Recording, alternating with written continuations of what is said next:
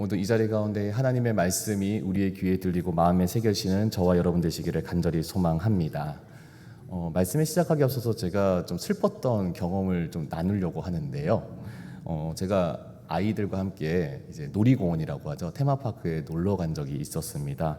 그래서 이제 큰 아이가 아빠 저거 타고 싶어요 해서 이제 회전근해 같은 그런 놀이기구였는데요. 그거를 타러 줄을 섰다가 이제 타려고 하는 순간에 진행 요원에 의해서 제재를 당하게 됩니다.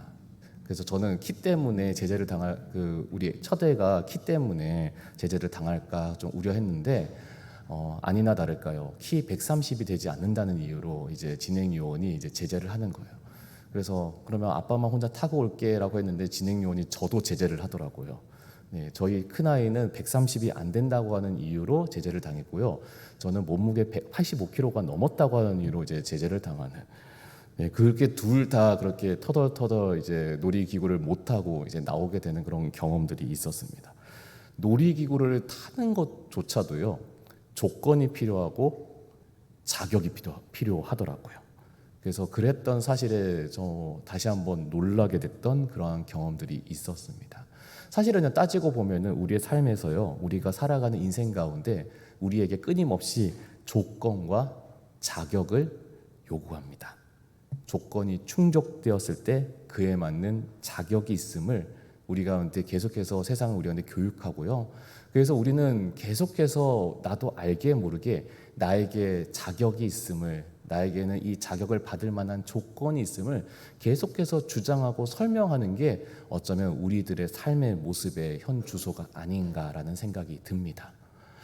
그런데요, 그렇게 세상 우리 가운데 조건을 얘기하고 자격을 이야기할 때에 오히려 반대로 성경은 우리에게 전혀 다른 이야기를 하고 있는 것을 보게 됩니다. 오늘 읽었던 이 누가복음 18장의 말씀은 사실 누가복음 18장을 전반적으로 보면요, 여기에는 하나님의 나라에 들어갈 자격이 있는 사람들에 대해서 누가복음 18장은 계속해서 이야기를 하고 있는데요. 9절에서 14절에 보면 예수님께서 두 사람의 이야기를 비유로 설명하는 것을 볼 수 있습니다. 성전에서 하나님께 당당하게 기도하면서 하나님, 저는 이것도 하고 저것도 하고 했기 때문에 저는 제가 의롭다고 생각합니다를 자신 있게 얘기했던 바리새인의 이야기가 나오고 있고요. 또 한 사람은 자신이 아예 하늘조차 쳐다볼 수 없을 정도로 자신이 죄인임을 인정하고 회개한 세리의 이야기가 비유로 나오고 있습니다. 그리고 주님께서는 이 두 사람 중에 자기 스스로가 하나님께 의롭다고 칭함받을 자격이 있다라고 주장하는 바리새인과 자기에게는 어떠한 자격도 없습니다라고 겸손하게 하나님 앞에 엎드렸던 이 세리 중에 오히려 바리새인이 아니라 세리가 더 하나님께 의롭다 하심을 받는다라고 주님께서 말씀을 하고 계시죠. 그리고 이어서 18절부터 말씀해 보면 한 부자 관리가 예수님과 대화하는 이야기가 나오고 있습니다. 이 말씀에 보면요, 이 관리는 예수님께 어떻게 하여야 영생을 얻을 수 있습니까? 라고 질문을 합니다. 그리고 이어서 자신은 어려서부터 율법을 다 잘 지켰습니다라고 예수님께 아주 자신 있게 이야기를 합니다. 마치 어떻게 해야 영생을 받을 수 있는지에 대해서 몰라서 물어봤다기보다는 제가 어렸을 때부터 율법을 이렇게 잘 지켰는데 그러면 나한테 그러한 자격이 충분하지 않겠습니까를 예수님께 확인받고 싶었던 것 같아요. 근데 그때 예수님께서는 가진 재산을 전부 가난한 사람에게 나누어 주고 너는 나를 따르라 라고 말씀하십니다. 근데 이 관리에게는 재산이 너무 많아서 예수님의 그 말씀을 듣자마자 근심했다라고 하는 것으로 이야기가 마치는 것을 보게 됩니다. 자신에게는 자격이 있다는 것을 당당하게 주장했지만 하나님의 관점에서는 턱없이 부족한 이들의 모습이 이 18장에 나오고 있는 것이죠. 그리고 그와 달리 자신에게는 아무런 자격이 없어서, 자신에게는 아무런 능력이 없어서 오히려 자비만을 구했던 맹인거지의 이야기가 뒤에서 나오고 있습니다. 예수님께서 지나가실 때에 자신의 힘으로, 자신의 능력으로는 예수님께 그 어떤 것도 피하라고 설명할 수 없기 때문에 오히려 예수님이 지나간다는 소식을 듣자마자 그가 할 수 있었던 것은 온 힘을 다해 소리 지는 것뿐이었다라고 이 맹인거지의 모습을 설명을 하고 있습니다. 38절에 그가 어떻게 소리 질렀는지에 대해서 말씀은 이렇게 나오는데요. 제가 한번 읽도록 하겠습니다. 맹인이 외쳐 이르되 다윗의 자손 예수여 나를 불쌍히 여기소서. 다윗의 자손 예수여, 내가 여기서 거지 생활을 하지만 그래도 나 열심히 살았습니다. 나에게 자격 충분하지 않을까요? 라고 이렇게 했던 게 아니라 단 하나, 불쌍히 여겨주세요. 이 말, 자신에게는 아무것도 없으니 그냥 불쌍히만 여겨달라는 말이었습니다. 그런데요, 그런 그에게 주님께서 다가오셨고 주님은 그의 눈을 뜨게 하셨습니다. 이처럼요, 28장에는 자격이 있음을 외쳤던 사람과 자격이 없으나 긍휼히 여겨달라고 외쳤던 사람 사이에 이야기들이 계속해서 번갈아 가고 있을 때 사실 오늘 읽었던 이 15절과 16절 말씀은 참 경이롭습니다. 먼저 제가 15절 말씀을 다시 한번 읽어드리도록 하겠습니다. 사람들이 예수께서 만져주심을 바라고 자기 어린 아기를 데리고 오매 제자들이 보고 꾸짖거늘. 사람들이 예수님께 자기 아기를 데리고 찾아왔다라고 나옵니다. 이건 단순히 그냥 자기 아기가 아프니까, 자기 아이가 아프니까 예수님 낫게 해주세요라고 하는 그러한 바람에서 찾아왔다기보다는요, 이 사건을 비슷하게 기록하고 있는 다른 공간 복음서의 장면들 가운데 설명되어 있는 내용들을 보면은 안수해줬다, 그리고 축복해주셨다라고, 축복해주기를 바랬다라고 하는 이 말처럼 예수님께서 이 만져주시길 바랬다는 것은 이 아기에게 예수님께서 축복해주시기를 바라는 마음으로 그의 부모들이 이 아기를 데리고 예수님께 찾아왔다라고 하는 이야기입니다. 구약시대 때부터 유대인들은요, 위대한 영적인 지도자나 아니면 족장, 존경받는 랍비가 이 어린아이의 머리에다가 손을 얹고 기도했을 때에 하나님의 축복이 임한다라고 믿었다고 합니다. 다시 말하면은 예수님께서 자기 자녀에게 축복 기도를 해주심을 통해서 하나님의 축복을 받기 원했기 때문에 이 자녀들에게 예수님께 이 아기들을 데리고 갔다라고 하는 것입니다. 그런데요, 아까 말했지만 자격이 있음과 없음을 주장하고 자기가 없음에 대해서 논했던 이 장면 가운데 이 아기들은요, 자기가 예수님께 축복받을 수 있음을 주장하거나 받을 수 없음을 고백하거나 하는 그런 의사표시를 하지 않습니다. 오히려 예수님이 누구신지, 지금 자기가 만약에 손을 얹고 축복을 받는다고 하면은, 기도를 받는다고 하면 그것이 무엇인지조차 알 수 없는 아기들입니다. 아예 예수님께 나아가는 것조차 할 수 없는 이들이 바로 이 아기들이었습니다. 그런데 이 아기들이 부모님의 손에 이끌려 부모님 품에 안겨서 주님께 나아가는 것이죠. 그런데 이 주님께 나아가는 이 장면 가운데 오히려 이 아기들이 주님께 나오는 것을 싫어하고 막았던 이들도 동시에 등장합니다. 누구냐면요, 바로 예수님의 제자들이었습니다. 왜 예수님의 제자들은요, 이 아이들이 주님께 나오는 것을 막았을까요? 그리고 몹시 불편했을까요? 당시에 1세기 유대 사회 문화를 보면요, 어린 아이의 지위는요, 지금이야 오늘날에야 현대 사회에서는 아이들 하면 어이구 이뻐라 이뻐라 하면서 애지중지하게 우리가 사랑하는 마음으로 이제 바라보지만, 당시에는요 전혀 다른 눈으로 아이들을 바라봤다는 사실을 먼저 기억했으면 좋겠습니다. 고대 사회에서는요, 이 어린아이는요 아직은 미완성된 존재로 보았습니다. 경제적으로는 생산 능력이 없었고요, 오히려 생산하기보다는 자원을 소비하기만 하는 그러한 부류였기 때문에 이 아이들은요 당시에 그 서열에서는 가장 낮은 아이들이었습니다. 다 낮은 계급이었습니다. 동시에 지혜와 율법의 지식이 부재한 미성숙한 존재였기 때문에 이 어른들의 눈에서 봤을 때의 이 아이는요 굉장히 성가시고 귀찮은 존재로 통상적으로 많이 여겨졌다고 합니다. 그러니까 그렇게 귀찮고 하찮은 그러한 성가신 아이들이 몰려온다고 하니 예수님께서 안 그래도 사역하시면서 바쁘신데 이 아이들까지 돌봐야 된다고 하는 것 때문에 오히려 제자들은 귀찮고 때로는 짜증났고 화가 났던 것입니다. 앞서 말했지만요, 하나님의 은총 받을 자격에서 자자도 꺼낼 수 없는 이 아이들이 예수님께 오는 것을 보면서 제자들이 뭐라고 하냐면은 오늘 말씀에서 꾸짖거늘이라고 설명을 합니다.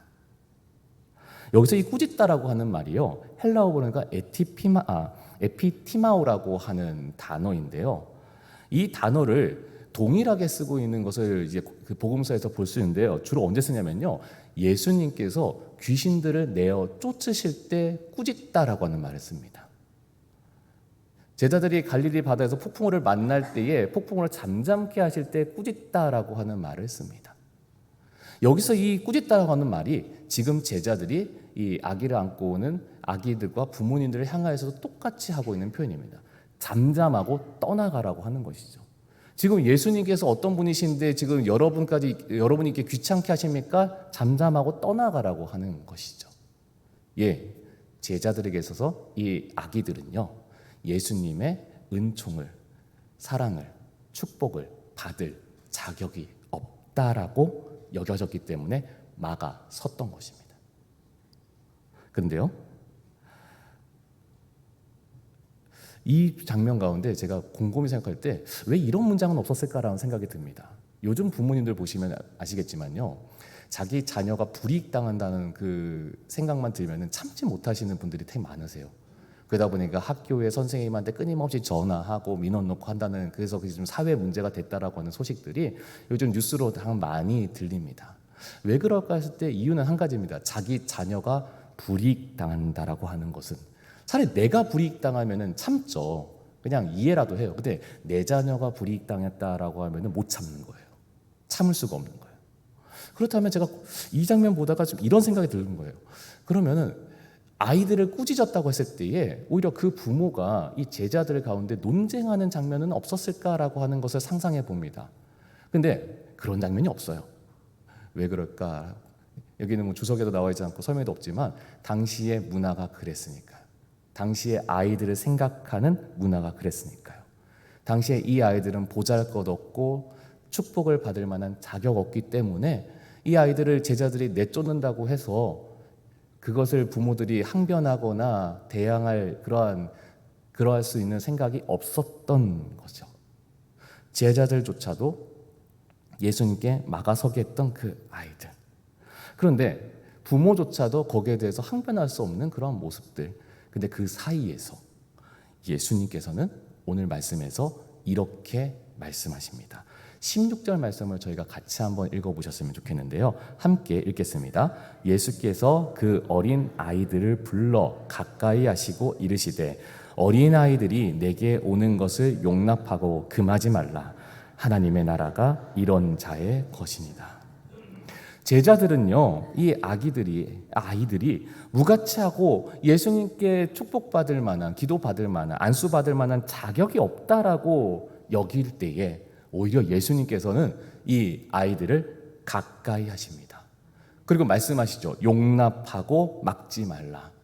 이 번역을 다시 한번 의미를 살펴보면요, 아이들이 내게 오는 걸 허락하고 막지 말아라 라고 이야기하십니다. 제자들이 지금까지 배운 세상에서는 이 사회가 어린아이는 쓸모없고 하찮고 귀찮은 존재이기 때문에 주님께 감히 나아갈 만한 그런 자격이 없다라고 논할 때에 오히려 주님께서는 이 아이들을 오히려 허락해라라고 합니다. 내게 가까이 오는 것을 막지 말아라고 얘기합니다. 그리고 한마디 더 하십니다. 하나님의 나라는 이런 어린아이 같은 자들의 것이다.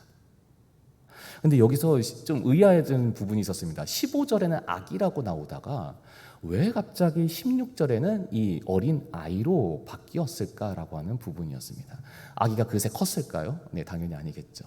여기서 의미상으로 아기로 처음에는 주님께 스스로 나아갈 수 없는 철저한 무자격자임을 이 15절의 말씀에서 표현을 하고 있었다면은 이 어린아이로 표현했을 때는 그거는 스스로가 어리고 연약함을 인정하는 이들을 또한 함축적으로 설명하고 있는 것이죠. 다시 말하면요, 단순히 생물학적으로 미성숙한, 다 자라지 못한 그러한 아이만 여기서 어린아이로만 비춰지는 것이 아니라 내가 영적으로 내가 미성숙함을, 내가 영적으로 부족함을 스스로 인정해서 내가 어린아이 같다라고 인정하는 모든 사람을 이 어린아이라고 하는 표현으로 주님께서 이 16절의 말씀에서는 표현을 하고 있는 것입니다. 그리고 그들이 내게 오는 것을 허락하고 막지 말아라. 하나님의 나라는 그러한 자들의 것이다.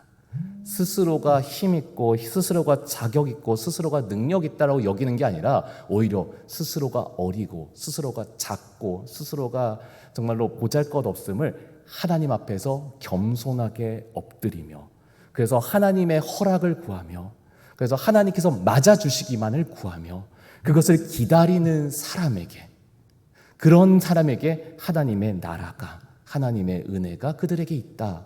성경은 우리에게 이야기하고 있는 것입니다. 여기는 우리 강내교회 성도 여러분, 오늘 이 말씀을 들으면서요, 내가 어린아이가 아닌데 내 나이가 지금 몇인데 무슨 어린아이를 논합니까? 라고 할 때에 저는 오늘 이 말씀을 들으면서 우리의 마음과 우리의 신앙이 어린아이처럼 점점 작아지셨으면 좋겠습니다. 이 말은요, 스스로가 능력 있음을 여겼던 아까 말했던 바리새인과 그런 관원 같은 모습으로 우리가 사는 것이 아니라 오히려 하나님 앞에서 하나님 참 저는 부족합니다. 하나님 참 저는 연약합니다. 그러니까 제가 하나님 앞에서 나는 너무나 작고 연약하기 때문에 하나님의 은혜만 구합니다. 주님의 자비와 주님의 사랑만 저한테 있었으면 좋겠습니다. 이렇게 겸손하게 고백하시고 구하시는 그런 저와 여러분, 그런 어린아이 같은 마음으로 하나님의 사랑을 기대하시고 바라시는 그런 저와 여러분 되셨으면 좋겠습니다. 그렇다면 우리의 신앙의 모든 자리 가운데 내 힘으로 뭔가를 부단히 할 필요가 하는 것보다 우리가 해야 되는 것은 기도하는 겁니다. 하나님, 우리 강내교회를 위해서 기도합니다. 내가 작기 때문입니다. 하나님, 우리 내 구역을 위해서 기도합니다. 이유는 하나입니다. 내가 연약하기 때문입니다. 하나님, 우리 마을과 내 가정을 위해서 기도합니다. 이유는 하나입니다. 내가 연약하기 때문입니다. 내가 힘이 있어서, 내가 능력이 있어서 기도하는 게 아니라 내가 연약하기 때문에 하나님의 사랑과 하나님의 은혜를 갈구하시고 소망하시는 그런 저와 여러분 되셨으면 좋겠습니다. 이어서 이 말씀을 살펴보면서 이 아이에 대한 마음을 다르게 보았던 우리 두 부류를 또한 살펴보게 됩니다. 먼저는 제자들이었죠. 그들은요, 어린아이를 쫓아내기에 급급했습니다. 왜냐하면 어린아이는 보잘것없고 하찮고 성가신 존재였기 때문입니다. 그리고 그 아이들의 부모들입니다. 어쩌면은 제자들이 그렇게 꾸짖을 것을, 쫓아내려고 했던 것을 예상했겠지만 아이들을 주님께 데려오는 것에 있어서 망설이지 않았던 부류들입니다. 왜냐면요, 이 아이를 대하는 마음이, 눈이 달랐기 때문입니다. 근데 놀랍게도 이 장면을 우리 한국어에서 이 아이에 대한 이중적인 이해를 우리 한국어에서 담을 수 있는 단어가 있더라고요. 어떤 단어냐면요, 오해하지 말고 들으세요. 새끼입니다. 왜냐면요, 이 새끼라고 하는 단어가요, 우리나라 안에서도, 우리 한국어 안에서 얼마나 이중적으로 쓰이고 있습니까? 이 단어 앞에다가요, 관형사를 무엇을 붙이든지요, 뉘앙스가 별로 좋지 않은 그런 느낌을 받게 됩니다. 제가 이 새끼라고 하는 단어가 좀 강단에서 하기가 불편하실까봐 제가 그냥 관형사만 읽어드리면 그 뒤에 새끼만 머릿속으로 떠올려서 붙이시면 돼요. 한번 보세요. 자, 굳이 안 하셔도 됩니다.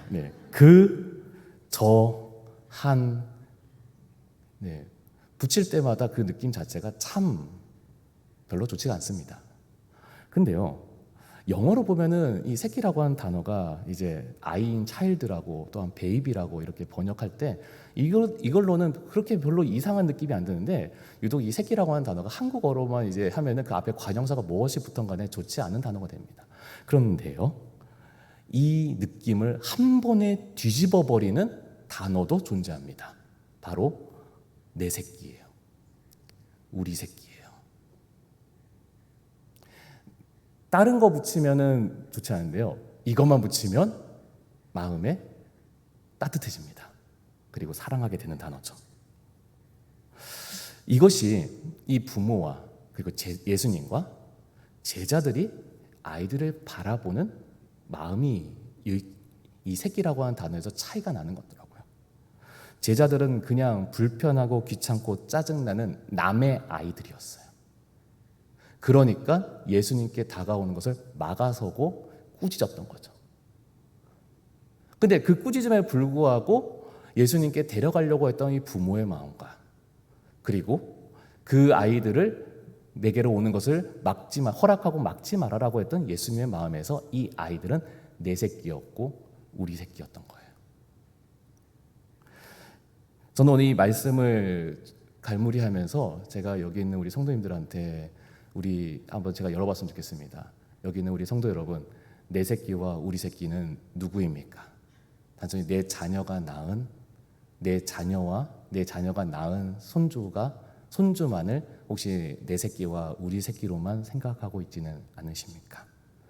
그렇다면 우리가 이 신앙의 서로 간의 공동체를 구하는 우리 강내교회 안에서 내 새끼와 우리 새끼는 단순히 그냥 내 혈육만 얘기하는 것이 아니라 우리 가운데 함께 영적으로 하나님의 은혜와 사랑을 품고 누리고 있는 우리 사랑하는 우리 교회학교 아이들도 내 새끼와 우리 새끼가 되어야 되는 것을 성경은 우리 가운데 또한 이 말씀을 통해서 우리 가운데 또 한번 알려주고 있는 것입니다.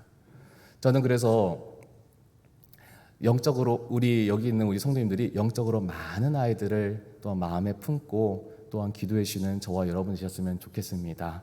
지금 여름 사역을 계속해서 진행 중에 있습니다. 영유아부는요, 지금 벌써 성경학교를 지금 2주차를 진행하고 이제 3주차에 이제 앞두고 있습니다. 이제 유치부랑 아동부랑 여름 성경학교를 지금 기도하면서 선생님이 준비하고 있고요. 그리고 지금 청소년부가 이제 교회에서 이제 2박 3일 동안 하나님 말씀을 듣고 배워가는 일에 집중하려고 또한 이제 사경회를 준비하고 있고요. 그리고 청년부가 또한 이제 제주도를 가서 복음을 전하며 그 안에서 하나님을 섬기는 모습을 배워가 훈련하는 비전 트립을 준비하며 진행 중에 있습니다. 근데 이 일에 있어서 이 일을 하는 우리 교회학교 우리 아이들이 정말로 내 자녀 같은 마음으로, 내 아이 같은 마음으로 품어주시고 기도해 주시는 저와 여러분 되셨으면 좋겠습니다. 제가 이번에 이 비전 트립을 또한 준비하면서 제가 기도 후원과 물질 후원을 해주세요라고 해서 이제 이름을 적어달라고 해서 표시를 해드렸는데 제가 너무나 깜짝 놀랐습니다. 제가 한켠에서는 이걸 붙일 때 이게 안 써지면 어떡하지, 안 채워지면 어떡하지라는 마음이 너무 제가 걱정이 있었거든요. 한켠에서는. 그러면 이걸 어떻게 해야 되나 하고 하나님 제발 도와주세요라고 기도할 때에 저의 믿음 없음을 또 회개하게 되더라고요.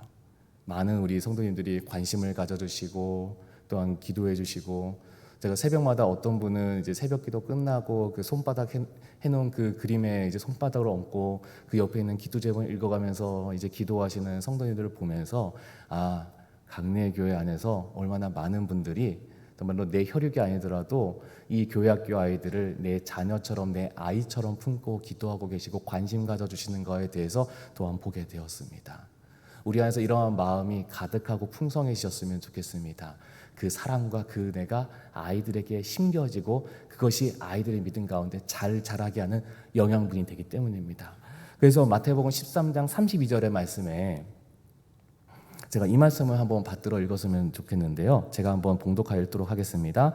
좋은 땅에 뿌렸다는 것은 말씀을 듣고 깨닫는 자니 결실하여 어떤 것은 100배, 어떤 것은 60배, 어떤 것은 30배 되느니라 하시더라 라고 합니다. 씨 뿌리는 비유를 우리는 잘 알고 있습니다. 그 비유에서 좋은 땅에 심어졌다고 하는 이 씨가 자라서 이렇게 많이 풍성하여 열매를 맺게 되었다라고 하는 것을 비유로 예수님께서 설명을 하십니다. 그런데요, 농사를 해보신 분은 잘 아시잖아요. 씨를요 아무렇게나 막 뿌렸다고 해서 어떤 씨가 뭐 가시밭에, 어떤 씨는 길바닥에, 어떤 씨는 좋은 땅에 뿌려지는 게 아니더라고요. 좋은 땅에 심어지려면은 좋은 땅에 심어지려면요 그 좋은 땅을 기경하고 가꾸는 일을 해야 되더라고요. 그래야 좋은 땅에 심어지더라고요. 이 말씀을 곰곰이 묵상하면서 이것이 우리 강내교회 안에서 우리 교회학교 안에서 소망이 되고 또한 말씀을 드리고 싶은 게, 좋은 땅은요 부모만 만들 수 있는 게 아니더라고요. 그 부서의 전도사님이나 목사님이나 선생님이만 만들 수 있는 게 아니더라고요. 교회에서 교회 학교가 있다는 것을 알고 있는 교회 모든 성도님들이 같은 마음으로 품고 기경해 주셔야 그 아이들이 좋은 땅에 머물 수 있다는 것입니다. 여기는 우리 강례교회 성도 여러분, 그러한 좋은 땅을 만드는 일에 함께 해주셨으면 좋겠습니다. 함께 관심 갖고 기도해 주셨으면 좋겠습니다. 그래서 그러한 관심과 기도를 통하여서 우리 아이들이 이 시대 가운데 정말 하나님께서 찾으시는 요셉 같은 아이들로, 다윗 같은 아이들로, 다니엘 같은 아이들로 될 줄 믿습니다. 그렇기 때문에 그런 것을 위해서 또한 같이 마음에 품고 기도해 주시면서, 그래서 정말로 우리가 이 아이들을 통해서 우리 강례교회가 하나님의 부르신 가운데 정말 그 미래가 더욱더 풍성하여지는 교회가, 그렇게 하나님께서 정말 사랑하시고 정말 잘하였다고 축복받는 교회가 우리 강례교회가 되었으면 좋겠고, 이 말씀을 듣는 저와 여러분이 되셨으면 좋겠습니다. 그래서 오늘 이 말씀을 듣고 우리가 겸손함으로, 우리가 어린아이 같은 마음으로 주님 앞에 나아가며, 또한 우리의 아이들을 정말로 내 아이와 같은 마음으로 품는 그런 아름다운 모습이 오늘 이 말씀을 통해 또한 우리 가운데 마음에 새겨지시는 그런 저와 여러분 되시기를 간절히 소망합니다.